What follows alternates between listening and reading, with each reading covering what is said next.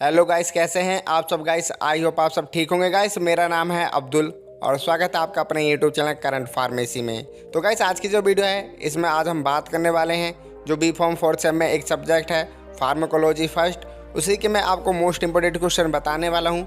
Guys, ये ऐसे question हैं जिनके आने के एग्जाम में ज़्यादा चांसेस होते हैं, ठीक है। तो आपसे यही रिक्वेस्ट होती है कि अगर आप चैनल पर पहली बार आए हो तो चैनल को सब्सक्राइब कर देना और साथ ही साथ अपने क्लासमेटों के साथ भी एक बार चैनल को शेयर कर देना। तो करते हैं आज की ये वीडियो स्टार्ट। Let's begin.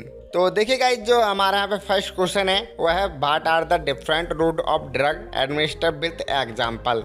तो सबसे पहले यहाँ आपको ना जो रूट ऑफ ड्रग है इसकी डेफिनेशन पता होना चाहिए। देन इसके बाद ना कुछ एग्जाम्पल इसके पता होना चाहिए कि इसके क्या क्या एग्जाम्पल होते हैं, और ये ना डिफरेंट टाइप में बताना है कि अलग अलग टाइप में रूट ऑफ ड्रग क्या होते हैं।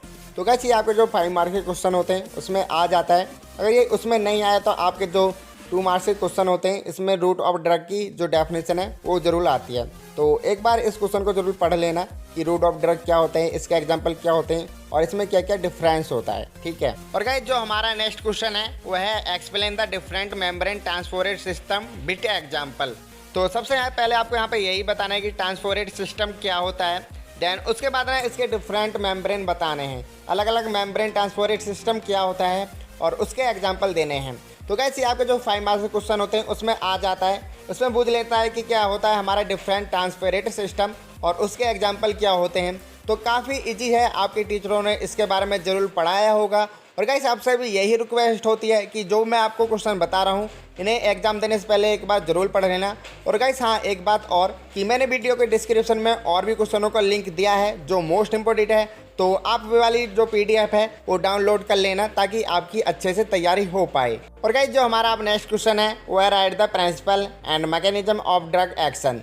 तो सबसे पहले आपको यहाँ पे ये बताना है कि ड्रग एक्शन क्या होता है। देन उसके बाद उसके ना मैकेनिज्म बताना है कि ड्रग एक्शन का मैकेनिज्म क्या होता है, और फिर नीचे उसके लिखने हैं प्रिंसिपल कि हमारा जो ड्रग एक्शन है उसके क्या प्रिंसिपल होते हैं। तो काफ़ी ज़्यादा इजी है, आपके जो 10 मार्क्स के क्वेश्चन होते हैं उसमें आने के चांसेस होते हैं कि हमारा ड्रग एक्शन क्या होता है, उसके मैकेनिज्म क्या होता है और उसका प्रिंसिपल हमें कैसे व्यक्त कर सकते हैं। तो ये सब इसके बारे में बताना है। तो एक बार एग्जाम देने से पहले इस वाले क्वेश्चन को जरूर पढ़ लेना। और गाइस, जो हमारा अब नेक्स्ट क्वेश्चन है वह है write the classification of neurotransmitter with their example. तो सबसे पहले आपको बताना है कि जो हमारा न्यूरोट्रांसमीटर होता है वे क्या होता है, उसकी डेफिनेशन लिखनी है। देन उसके बाद उसका आपको जो क्लासिफिकेशन है वो बताना है कि न्यूरोट्रांसमीटर का क्लासिफिकेशन क्या होता है, और फिर आगे लिखना है उसके फंक्शन क्या होते हैं कि जो हमारा न्यूरोट्रांसमीटर होता है उसके फंक्शन क्या होते हैं। तो यहाँ पे 3 चीज़ बतानी है, एक तो न्यूरोट्रांसमीटर की डेफिनेशन, देन उसके बाद उसका क्लासिफिकेशन, और फिर बताना है लास्ट में उसके फंक्शन कि जो न्यूरोट्रांसमीटर है उसके क्या क्या फंक्शन होते हैं। तो काफ़ी ज़्यादा मोस्ट इंपॉर्टेंट क्वेश्चन है गाइस। मैं 101% कहता हूँ कि ये आपके जो 10 मार्क्स के क्वेश्चन होते हैं उसमें आ सकता है कि न्यूरोट्रांसमीटर क्या होता है, उसके क्या प्रिंसिपल होते हैं, उसका क्या क्लासिफिकेशन होता है, उसके क्या फंक्शन होते हैं और उसके क्या एग्जाम्पल होते हैं। अगर ये आपके मतलब 10 मार्क्स में आया तो ऐसे आएगा। तो आप एक बार इस क्वेश्चन को जरूर पढ़ लेना। और गाइस, जो हमारा अब नेक्स्ट क्वेश्चन है वह what are the beta 1 blockers, explain the pharmacological action, side effect and use of any one selective beta 1 blockers. तो यहाँ सबसे पहले आपको क्या बताना है, सबसे पहले यहाँ आपको यही बताना है कि जो बीटा 1 ब्लॉकर्स होते हैं वो क्या होते हैं। देन उसके बाद इसका एक्सप्लेन करना फार्माकोलॉजिकल एक्शन कि बीटा 1 ब्लॉकर्स का जो फार्माकोलॉजिकल एक्शन होता है वो क्या होता है। फिर आगे लिखा है साइड इफेक्ट कि इसके साइड इफेक्ट क्या होते हैं, और फिर उसके आगे लिखा है use of any one selective beta 1 blockers कि जो उसका एक में से मतलब कोई एक सेलेक्ट कीजिए और उसके क्या यूजेस हैं वो यहाँ पे लिखिए।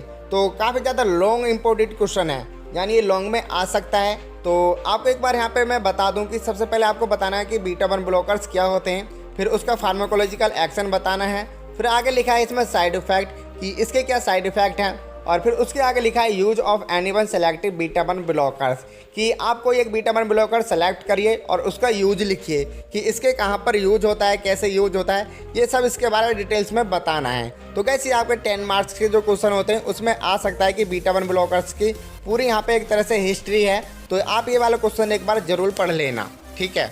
और गाइस, जो हमारा अब नेक्स्ट क्वेश्चन है वह है what are the different stage of general anaesthesia.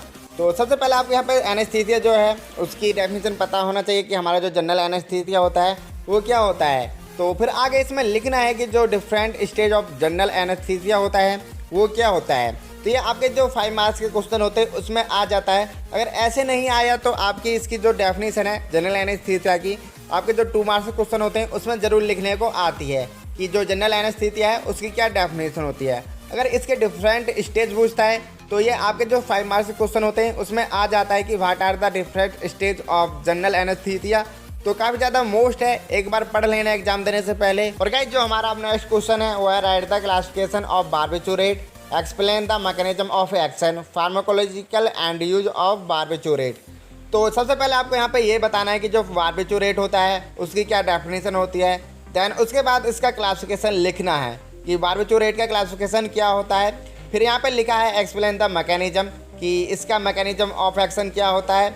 और फिर यहाँ पे लिखा है आगे फार्माकोलॉजिकल एंड यूज ऑफ बारबिचूरेट, जो बारबिचूरेट है उसका फार्माकोलॉजिकल यूज क्या है, हम उसे कहाँ पर यूज करते हैं। जरूर आपके जो टीचर हैं उन्होंने बताया होगा कि बारबिचूरेट का यूज कहाँ पर होता है। तो काफ़ी ज़्यादा मोस्ट है और गैस ये लॉन्ग में आता है। आपके जो 10 मार्क्स के क्वेश्चन होते हैं उसमें आता है कि बारबिचूरेट का क्लासिफिकेशन क्या होता है और उसका मैकेनिज्म ऑफ एक्शन क्या होता है और उसका फार्माकोलॉजिकल यूज क्या है। तो एक बार ज़रूर पढ़ लेना, काफ़ी ज़्यादा मोस्ट है। आपके 10 मार्क्स क्वेश्चन होते हैं उसमें आ जाता है कि बारबिचूरेट क्या होता है, उसका क्लासिफिकेशन, उसका मैकेनिज्म और उसका फार्माकोलॉजिकल यूज।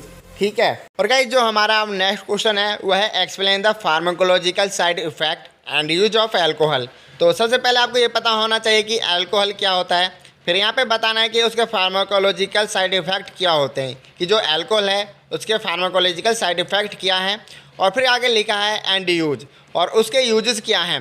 तो यहाँ सब आपको बताना है एक अल्कोहल के ऊपर कि अल्कोहल है वो क्या होता है, उसके फार्माकोलॉजिकल साइड इफ़ेक्ट क्या होते हैं और उसके यूजेस क्या होते हैं। तो काफ़ी ज़्यादा मोस्ट है, आपके जो 5 मार्क्स के क्वेश्चन होते हैं उसमें आ जाता है कि अल्कोहल क्या होता है। और गाइस मैं आपको एक चीज़ और बता दूं कि अल्कोहल से रिलेटेड एक क्वेश्चन ज़रूर आता है एग्जाम में। तो जितने भी आपके अल्कोहल से रिलेटेड क्वेश्चन हैं वे सभी पढ़ लेना। तो काफ़ी ज़्यादा मोस्ट हैं वे क्वेश्चन। और गाइस मैंने वीडियो के डिस्क्रिप्शन में एक PDF का लिंक दिया है जिसमें और भी ज़्यादा मोस्ट इंपॉर्टेंट क्वेश्चन है, आप वे PDF डाउनलोड कर लेना। ओके ना। और गाइस जो हमारा अब नेक्स्ट क्वेश्चन है वह what are the non selective beta blockers, explain the pharmacological action, side effect and use of non selective beta blockers. तो सबसे पहले आपको यहाँ पे ये पता ही होना चाहिए कि बीटा ब्लॉकर्स हमारे होते क्या हैं और फिर उसके बाद यही पता होना चाहिए कि नॉन सेलेक्टिव बीटा ब्लॉकर्स क्या होते हैं। तो सबसे पहले यहाँ पे आपको यही बताना है कि नॉन सेलेक्टिव बीटा ब्लॉकर्स क्या होते हैं और फिर उसके बाद में बताना है उसका फार्माकोलॉजिकल एक्शन क्या होता है, कि जो हमारे नॉन सेलेक्टिव बीटा ब्लॉकर्स हैं उसका फार्माकोलॉजिकल एक्शन क्या है। और फिर आगे लिखा है साइड इफ़ेक्ट कि इसके साइड इफ़ेक्ट क्या हैं। और फिर उसके आगे भी लिखा है यूजेज कि नॉन सेलेक्टिव बीटा ब्लॉकर्स हैं उनके क्या यूजेज हैं, ये सब बताना है। तो लॉन्ग क्वेश्चन है गाइस और मोस्ट भी है। और गाइस एक चीज़ और कि बीटा ब्लॉकर्स से संबंधित एक क्वेश्चन जरूर एग्जाम में देखने को मिलता है कि जो बीटा ब्लॉकर्स हैं वे क्या होते हैं या फिर नॉन सेलेक्टिव बीटा ब्लॉकर्स क्या होते हैं। इन सभी के ऊपर एक क्वेश्चन एग्जाम में जरूर देखने को मिलता है, इसलिए जो बीटा ब्लॉकर से रिलेटेड जितने भी क्वेश्चन हैं उनको एक बार जरूर पढ़ लेना। और गाइस ये क्वेश्चन मोस्ट इंपॉर्टेंट है, लॉन्ग क्वेश्चन है, तो इस क्वेश्चन को एक बार जरूर याद कर लेना। ठीक है। तो बस गाइस इतना ही आज के लिए, आई होप आपके समझ में आया होगा। तो गाइस वीडियो कैसी लगी यार हमें कमेंट करके जरूर बताएं। और गाइस वीडियो अच्छी लगी हो तो वीडियो को लाइक, कमेंट और अपने फ्रेंड लोगों के साथ एक बार जरूर शेयर कर देना। और गाइस आपने मुझे अभी तक इंस्टाग्राम पे फॉलो नहीं किया है तो आप मुझे इंस्टाग्राम पे फॉलो कर लेना। तो मिलते हैं जल्दी नेक्स्ट वीडियो में, तब तक के लिए thank you for watching video, have a nice day.